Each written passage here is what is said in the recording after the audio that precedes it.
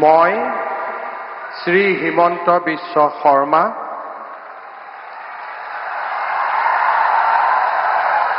ঈশ্বৰৰ নামত শপত লওঁ যে বিধিৰ দ্বাৰা স্থাপিত ভাৰতৰ সংবিধানৰ প্ৰতি মই প্ৰকৃত বিশ্বাস আৰু আনুগত্য পোষণ কৰিম।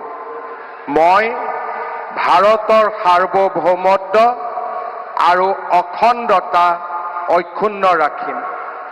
মই অসমৰ মুখ্যমন্ত্ৰী হিচাপে মোৰ কৰ্তব্য বিশ্বস্ততাৰে আৰু শুদ্ধ অন্তঃকৰণেৰে সম্পাদন কৰিম আৰু মই ভয় বা পক্ষপাত, অনুৰাগ বা বিদ্বেষ নোহোৱাকৈ সংবিধান আৰু আইন অনুসাৰে সকলো শ্ৰেণীৰ লোকৰ প্ৰতি ন্যায় আচৰণ কৰিম।